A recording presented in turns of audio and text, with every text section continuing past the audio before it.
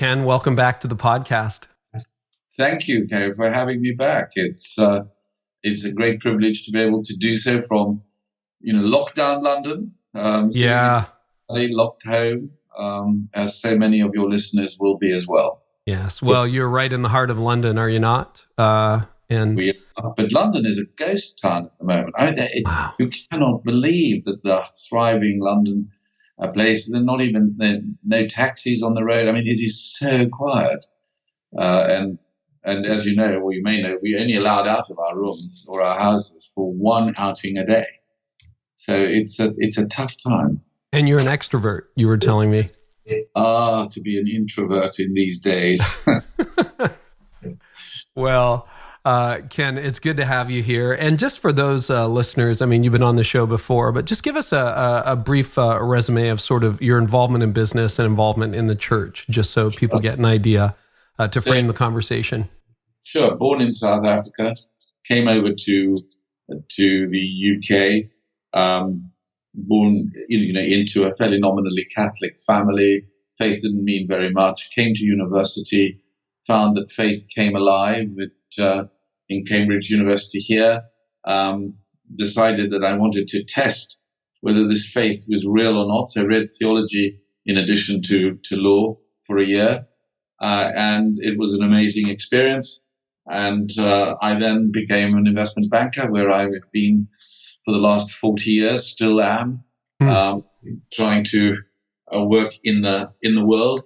And then have spent a lot of time. I was chair of Alpha for 16 years. Alpha is an introductory course to the Christian faith, and I'm the chairman emeritus of that at the moment. And continued to write and to speak, written a few books, and the latest one is called Joseph of Arimathea, which is a good read for those who've never heard of Joe. Now, did you and Nikki meet when you were reading law at Cambridge? We did. Yeah. That's where we met. It's Nikki Gumbel, by the way, Holy Trinity, Brompton in London. Sure. And so we've been sort of together and good friends since then. And, a long time ago. Pardon me? It's a long time ago. That is a long time ago, but both of you have had tremendous impact around the world with your lives, your ministry. For those who, you have a lot of business leaders listening, but the world of investment banking is a little bit mysterious. Can you explain exactly what that is? We've all seen the movies, visited Wall Street, but what is investment banking? Well, the best way of trying to look at it is perhaps not to have watched the movies, although they're very compelling. Investment banking is, in its essence, basic advice and supply of trading and research and analytics to the major corporates and the institutions of the world. So when they need to raise capital, when they want to merge with each other or sell divisions of the companies, then an investment bank will be part of that process. And that's a sort of worldwide phenomenon. And we tease you by saying, not for you, but for your great colleagues across the border, that it's part of the Americanization of finance. It was sort of developed in the US and exported to the rest of the world. So that's what I've done for 40 years. I've principally been a trusted advisor to a number of families and companies, and still am. And it brings you into some very interesting circles as well. You've had a chance to meet with some top world leaders and business leaders and so on. And that's one of the reasons I was really excited to have this conversation with you again, Ken. And just to time stamp it, we are at the very first day of April and closing down for you in London. It's it's past evening and late in the day here in the Toronto, New York time zone. But you've seen an awful lot of change over the course of your life and have weathered a number of crises before, including the Great Recession and, the oil crisis, I'm sure, when you were starting out, and numerous recessions. Tell us how what we're dealing with now is like or unlike anything you've been through prior to this point in your life, as far as crises go. Well, it is unlike anything that we have seen, certainly in the last 40 years that I can remember, and talking to older people, that anyone can remember. And the reason for it is that there is a perfect storm. We have the coronavirus, which is precipitating a lockdown of the entire economic systems in the world. It's as if all of industries had a coronary heart attack. So it seized up, and at the same time, people are afraid of contracting the virus. The death toll is growing every evening. It's on our screens. It's almost becoming like an index, like the Dow Jones. How many people are dying? And that's one of the great taboo subjects of our generation. But we're now facing, and we're talking about it. And so it is very different in terms of just the macroeconomic impact. It's not like the great financial crisis, because that was basically bailing the banks out. It's much more like 9/11, where for those moments, that frightening time, when the financial markets just simply seized up in New York in particular. So I think this is unprecedented. No one has ever been here before, so no one can navigate through it. But having said that, I think we have to realize that it also will create some extraordinary opportunities, which we. I definitely want to get to the opportunities, but I want to talk about the level of crisis that we're going through, because I'm sure your phone, like my phone, it just explodes every day with leaders who have questions, and these are great uncertain times. What factors, and I mean, I think everybody knows borders are locked down, businesses are closed, people are in quarantine, or various versions of that around the world, but as somebody who studies finance, what are some of the factors that concern you right now when you look across the devastation of the economy? I mean, trillions of dollars of wealth has been wiped out, but just for the average leader listening, whether they run a small business or they're involved at a company or they lead a church, what are some of the factors that you see in play that we should be really noticing and paying attention to? Well, I think the most difficult is the question, well, when this is over, what does it look like when this is over? Yeah. And nobody knows the answer to this. Right. How long will it take? Either because people say it's a very sharp V, the recovery will be as sharp as the decline, or others will say no, it's an L shape, that you've dropped, and then we'll move along the bottom, and that creates the first great uncertainty, which is there is no end point. It's almost like we've all heard the words, "How long, O Lord?" Yes, yeah. Now it's related to the financial markets. How long can we actually continue before we have to bring people in and weigh up the very difficult risks when you're trying to weigh up human life of those that are subject to the virus, but also the ability for people to be working and earning the food for their families, and the social consequences of that are enormous. So that is, for those pastors listening, that you have a great responsibility to care for the well-being, the spiritual and mental well-being of your people. Because you see, what has happened here is that there's been a collective loss of control. Yes.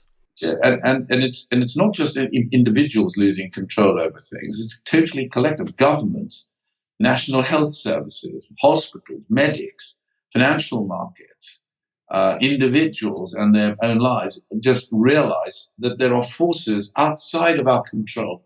So how do I cope as an individual? That worries me as to how we will learn to deal with the total loss of control. Now, of course, in the Christian message, we begin to understand that there is someone in control. So the most frequently asked question my hedge fund friends who don't believe said to me just yesterday, well, Ken, where is your God in all of this? These are tricky questions. How do you begin to approach that, Ken? Well, you wouldn't answer that. Ask me. it's above my pay grade. Yeah. I'm not a great leader, church leader. I think the way I would approach it in the way that one has to provide a sensitive answer to the fact that this is not, and I know people will have differing views, but in my view, this is not something that is deliberately sent and targeted by God, Right. but that he will use this brokenness in the world. Because what has happened is that it's a broken world we're living in. Our natural assumptions are that this is a well-functioning world, and it's not. It's a broken world, and into this broken world, we will remember when Easter comes upon us that Jesus Christ came to put the breaking, put it back together again, and as such, there will always be those open questions, but he will use what appears to be for evil for good in ways in which I don't actually know, but I believe will be the case. But he would allow it, but not direct it. As you meet with leaders who operate at high levels, I mean, whether it's hedge fund people or your banking friends or politicians, how would you describe the mood? I'm sure there's a variety, but I am surprised by the number of high-level leaders who are just alarmed at what is going on and really a little worried, fearful. What is the mood that you're sensing as you connect with leaders, Ken? Fragile. It's fragile because leaders are ones that want to be in control of what they're doing, of their businesses, their products, the ways in which they operate, and they can deal with an uncertainty, supply line changes or a producer fails, because it's a short event.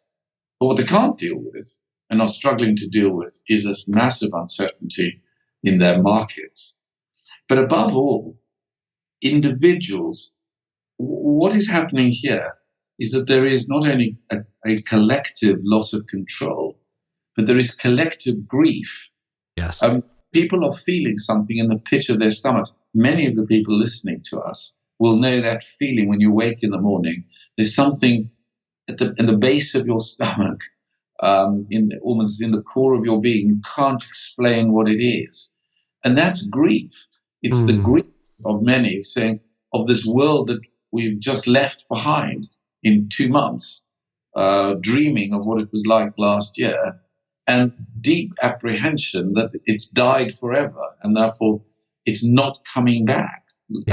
And that grief is what we're trying to process at the moment, differently expressed, but also felt by all people, pastors, businessmen, bankers, bishops, all kings. I'm going to ask you a couple of questions that are probably unanswerable, Ken, because we're probably in the early stages of this crisis, unfortunately. But any idea what the bottom might look like economically? I don't think anybody knows. Yeah. But there are two scenarios. The one is it's a virus. The antidote is found. The virus disappears, the sunshine comes, it's all killed, and the markets all respond, and everybody's back to work, and it's just been a very bad dream.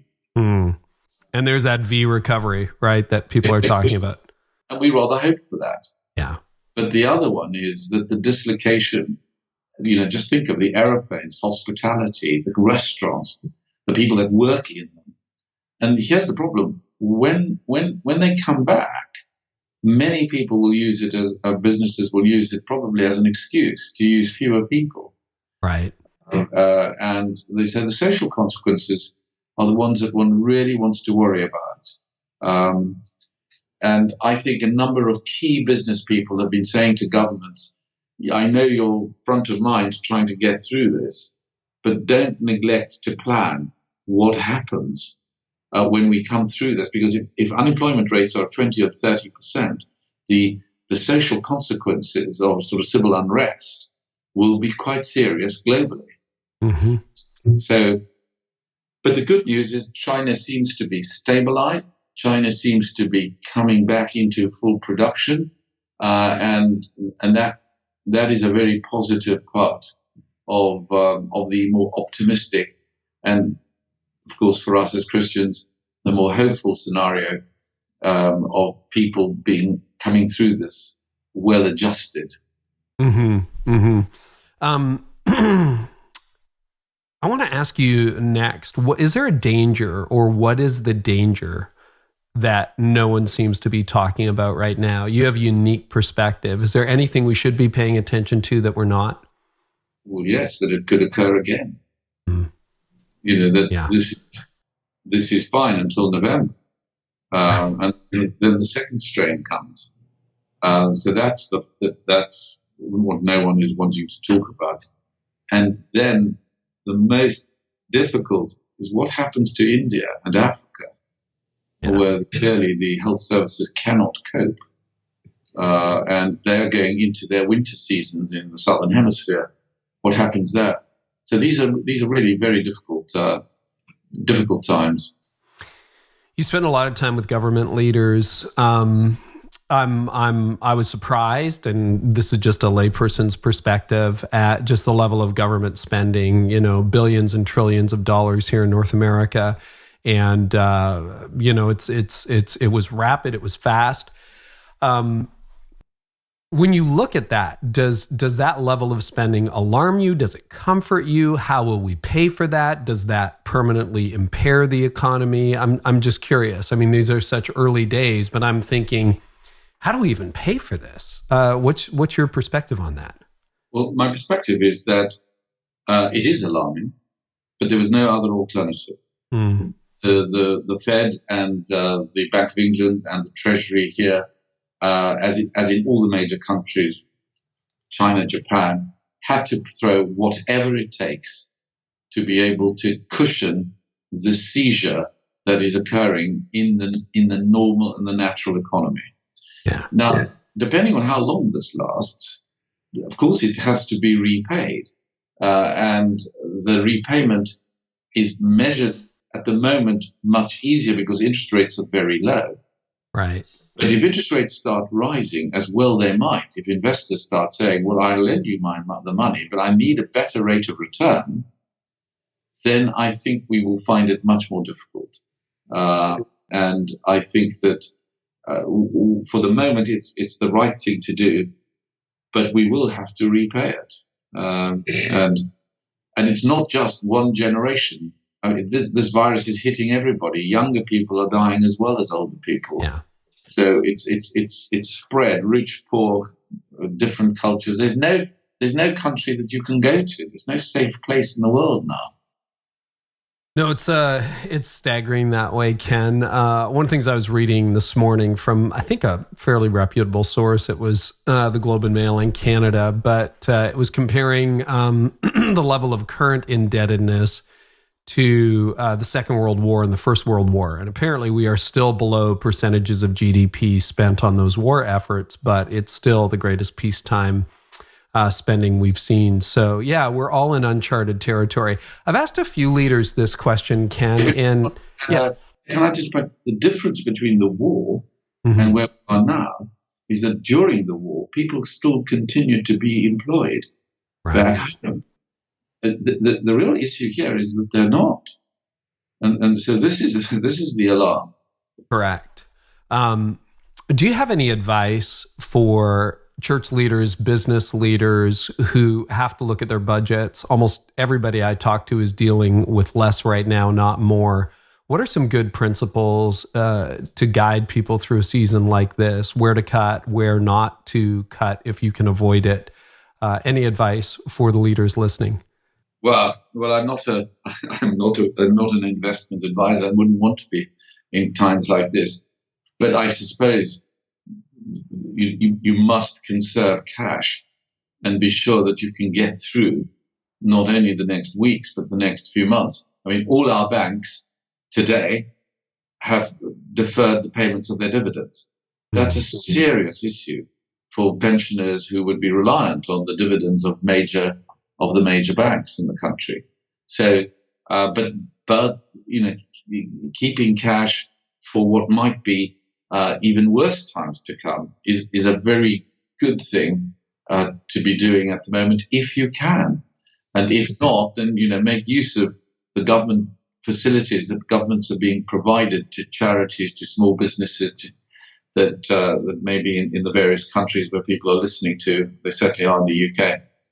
Do you have any principles when you're looking at a budget? You're very involved at the local church level as well. So if you were advising as a board member, you would say, well, think about this, but hey, at a last resort, this is where you go. Do you have certain priorities that you cut, and then other areas where you're like, man, if we don't have to cut, we're not going to do that? Or what are your thoughts on that?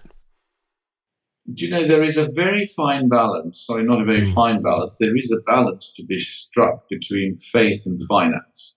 Yes. And there's no simple answer to it. On the one extreme are those who say we just must believe what the Lord provides, the Lord resources, and I believe that. And the others that say, look, we just got to be accountants and do what an accountant would do.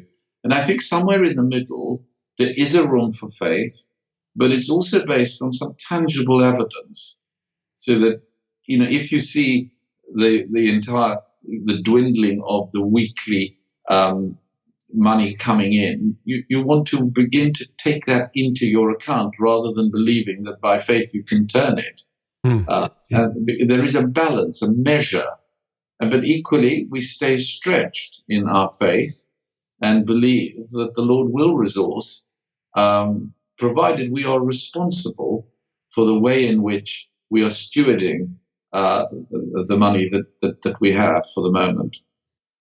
You're not the only leader I have asked this question to, and I will continue to ask it. But in every church and every organization, there are people who, the first time the paycheck disappears, they're out of money. And, people living paycheck to paycheck. But there are other people in churches who have more significant means and maybe who might be considered to be wealthy. Can you walk us through, because I know the leaders listening are thinking, I wonder if I should approach so-and-so who attends our church. Can you walk us through the mindset of a wealthier person in an environment like this? What are they thinking? What are they feeling? What are they worried about? What are they not worried about? What would you say from your experience in the world of finance, people who have greater means are feeling or experiencing right now? What are they thinking? And then that will lead me into the next question, which is, can we approach them and how to? But what are they feeling now? First question. Yeah, that has to be asked, should have been asked last year, if not the year before, which is, what level of investment have you made into the life, into the teaching of that business person in your congregation? If it's merely a milk cow, and it's all dressed up in a very wonderful way. But you're right. No, you're exactly right, Ken. But at the end of the day, business people are quite shrewd. They can see it coming. And there is a straight way which basically says, look, here is where we are. This is what we need, and to level with them. But I think it has to go hand in hand with an appreciation of the person as an individual to be pastured rather than to be milked. And if one gets over that piece, then people will be much more generous. That would be the first. The second is to involve them in where the money is going. It doesn't just disappear into some pot in the middle to be dispensed in some distant way by some committee or another. But if there is a group that is looking after the elderly or the marginalized or the poor or whatever it is, draw that person in so they can follow their investment in exactly the same way as they follow their investments in the stock market.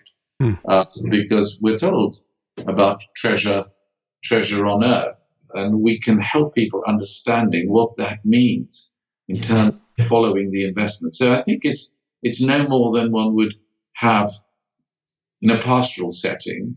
And then to be bold and make, and if you've got that relationship, then you speak. If you haven't got that relationship, well, I'd start there first before I.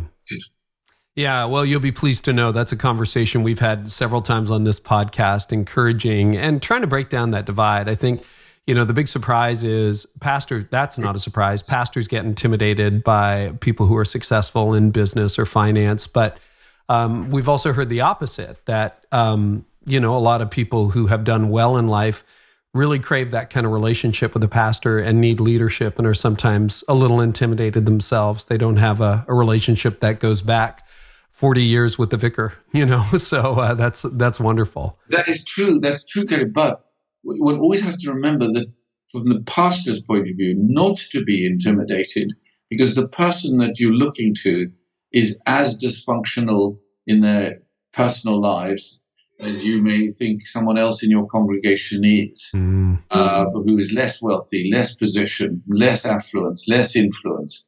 And the issue we want to do is we want to enable people to steward their affluence and to steward their influence. But at the end of the day, they're human beings that are crying out to be loved, to be known, and to be called. And the way in which a pastor can affirm that is very different. And the amount of money, the house they live in, the car they drive, is in that respect very different from the person who can discern and see the window of the soul of an anxious, guilt-ridden person. That's a good word, Ken. Thank you for that. That was extremely helpful in any context, this one or a more stable one. If you don't mind, and if it's not a good question, we can move on to the next line of questioning. But what are people of some means feeling right now? What are the mental processes of some of your friends, colleagues, that kind of thing? What's going through their mind? Everybody is in a state of shock and fear. Whether they're rich or whether they're not so rich. Because you're now beginning to fear for your life and for your health. And the finances, of course, are going, run with it. It's one of the wonderful fictions that people believe, that people with a great deal of money don't worry about money. It's my experience that those who've got more money than they could ever deal with worry about far more than others. Money is a very powerful, economists say that money is nominal. It's merely a rate of exchange. We could use, sort of bricks to change, but we use money, which is a way of exchanging one thing for another with a common denominator. But money isn't nominal. It's numinous. It's got power in it. That's why Jesus uses those words, which are not commercial words. If you love mammon and you give your life to mammon, these are not commercial words. They're not economic words. They're relational words. There's something powerful in it. And I do think one does have to be careful about how money takes hold of those who have and those who don't. That's a good word. I've seen it go both ways, Ken. I know I want to be honoring of your time. You mentioned opportunity, and I do want to spend some time on opportunity for Christians, opportunity for church leaders, opportunity for business leaders. So you said at the beginning of the conversation that there are some tremendous opportunities. What are you seeing right now in terms of opportunities, Ken? Well, it's interesting, Carey, as we were talking earlier on, and I've literally just finished a very short reflection of what I call crisis talks, taken from the life of Joseph of Arimathea, which, as I mentioned, is the new book. Latest book. Yeah. And one of the things that really struck me in the life of Joseph is that there are only 16 verses on Joseph of Arimathea. He took Jesus' body from the cross. He did that at a time when where was John? Where was Paul? Where was Peter? Where were those favorite disciples? They weren't there. What happened was that there were two practical business people, Nicodemus and Joseph, who had to do the dirty work, take the body of Jesus from the cross. When the guys from YouTube, the guys that have got the greatest followings, you'll forgive me for saying this, I have not anyone in mind, were not there. True. And so what happened was you've got business people doing their work, and they were friends. So the first thing to do in this crisis is, forge your friendships.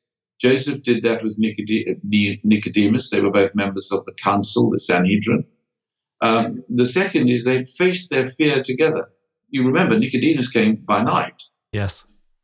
And John tells us that Joseph was a secret disciple because he was fearful. So they faced their fears together, and then they found the funds. Each one made a contribution. They were partners to the tomb that was provided by Joseph and some of the spices, but the rest, hundreds of thousands of dollars in modern times provided by Nicodemus to be for the body of Jesus. So here is a simple Easter example of practical business people wanting to be pragmatic, working in partnership to achieve an extraordinary goal. And the way I put it is that it's the extraordinary calling of ordinary people. It's ordinary people that are, like Joseph, become the footnote, the small print of history. So that's fascinating, and I can see that as an opportunity. It's an opportunity to take what God has given you and serve the wider thing. What are some of the other opportunities you see for church leaders? So the great question is that I've been asked is, what kind of leadership do we want to see now? And all the leadership books will tell you about, leaders are, they are servant leaders, they are this, they are that, and that's all true. But in this moment, the real characteristic of a leader is going to be flexibility, the ability to move, almost like there are so many moving parts here that you've got to read the signs, like the sons of Issachar. You've got to read the signs and see what action to take. And it might become my favorite expression. It's a poem by an Irish poet called Michael O'Shea. It says, "Don't look for this year's birds in last year's nests," because the model doesn't apply. A new flexibility is needed. And therefore, the opportunity is being created to examine again, what does engagement mean when the locus, the place where people were meeting, the church, is closed? And for the first time, we are reaching people where they are at, rather than saying, "Oh, come to me, come into this place." I've got nothing against churches, and I believe they are great places of worship, etc. But we are learning something new, but we don't know. Ecclesiastes 7 talks about, sow now, because you don't know which seed is going to germinate, whether it's this one or that one or both. But what we're doing is actually sowing at the moment and watching to see, what is the online take-up? How much do people miss being in physical presence and wanting to worship? What kind of worship do people want? Do they want meditation? Or is it just what we've always given them? And that's the piece that I think is the huge opportunity. Whilst the airwaves are clear, there's no Hollywood, there are no football games, there's no basketball games, there are no gigs. We have a complete run of the airwaves, and how the church rises and responds to this will be the formative experience of our generation. I want that to sink in. I think you're right. I think it is the formative experience of our generation. You have been involved at a very detailed level with Holy Trinity Brompton, which has multiple locations across London. And again, for leaders who haven't been there, these are very beautiful 17th, 18th, 19th century, well, more like 18th, 19th, 20th century buildings that are just pretty, picture a British Anglican church. It's gorgeous. And that have been converted for ministry to the next generation. How has HTB responded to the closure of physical buildings? What has happened to the ministry there? Well, like almost every pastor that's listening to this, we've gone online. We've created content that's very different and quite disturbingly different from what a normal service would look like, because we want others to watch and see what the format might look like of church as they've never seen it before. And so that's, we're only 2 weeks into this, and so we're like everybody else, we're planting the seeds, and we don't know which one is going to survive. But so, how's it different? What's different? Well, it's shorter, and of course, there are interviews that have to be put into it. It has a quicker pace than one would normally have.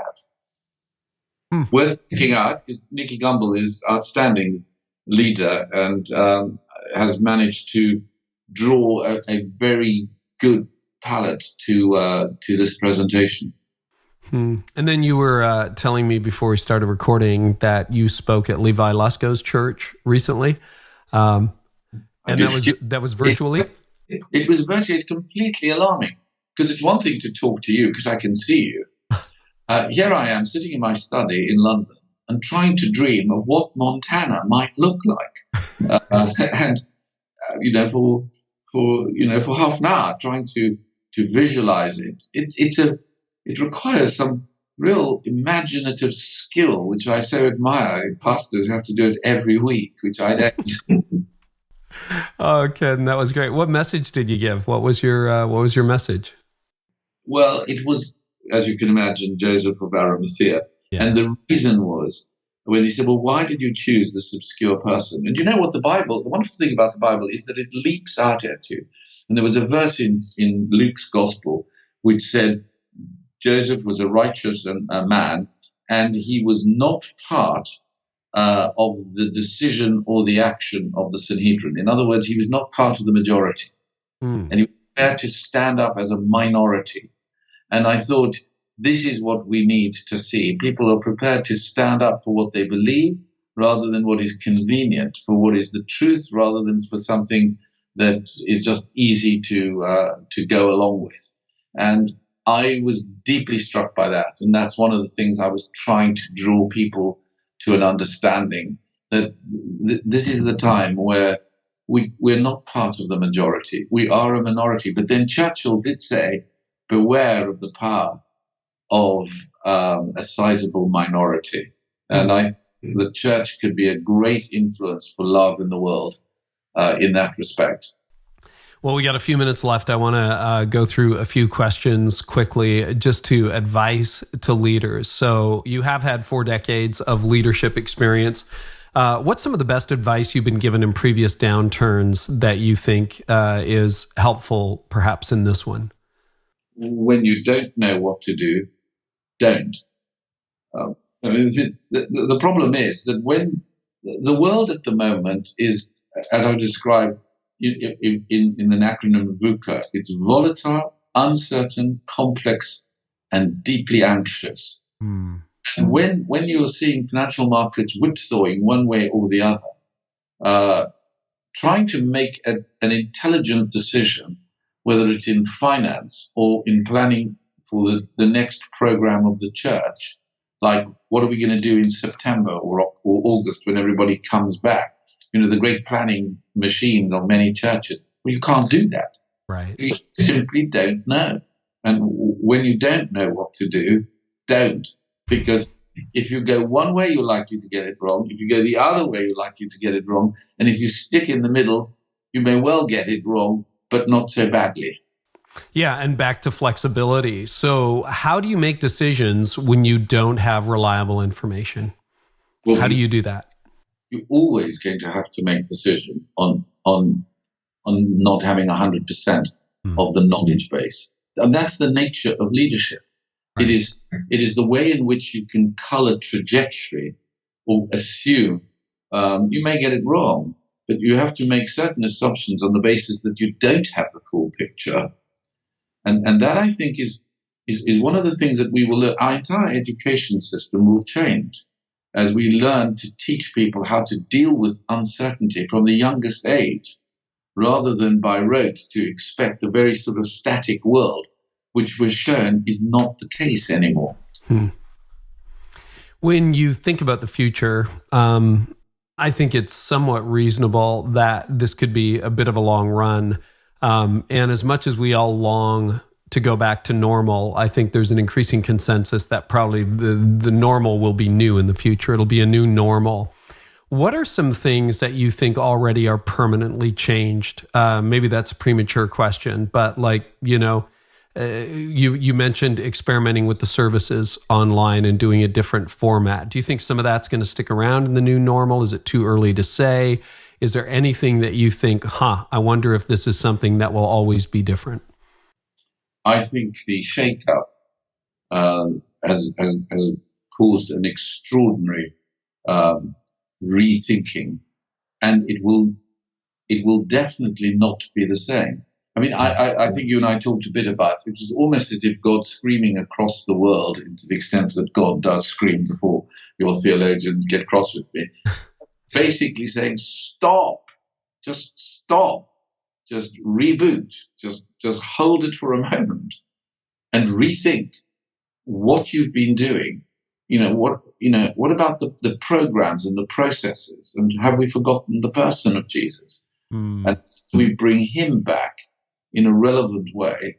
And I think that the most wonderful thing that's happened is that the church in many, many countries became institutionalized in much the same as this country in the UK, but similar. And now we're all being shaken up and becoming insurgents again. That's a sense of newness, of creativity, of excitement, of wanting to press forward, rather than to have a machine that is rolling week after week with a program that never changes. I detect a bit of excitement in your voice. Is that so? It is, because I don't know, and like the person standing on the beach and waiting for the tide to come in. One day the tide will come in, and you'll be standing there, and you'll say, "Oh, you called it right."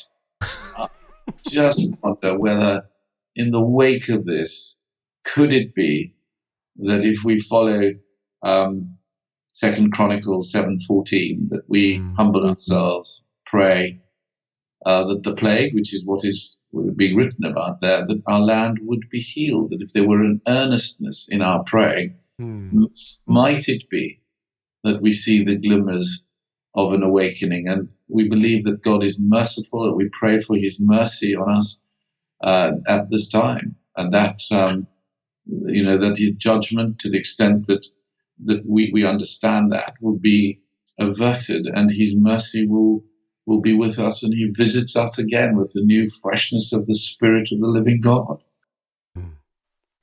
Ken, final question. How do you keep the people around you, and perhaps yourself, encouraged in the midst of this? When everyone's worried and anxious, how do you care for people? How do you keep them motivated? And love your thoughts. I think for this moment, over-communicate is very important. And do so on Zoom or Skype or whatever medium you use.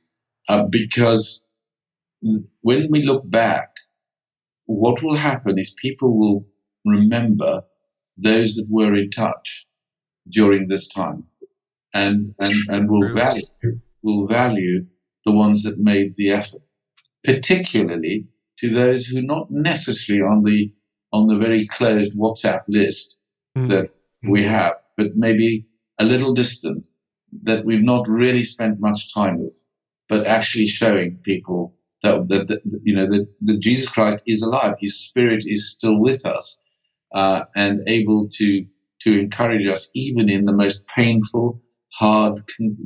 There are people dying. They've got friends, their family that can't go to the hospitals, and the funerals are taking place. There is a massive brokenness, but yet that we are able to encourage and to build each other up, and don't hesitate to self-invest.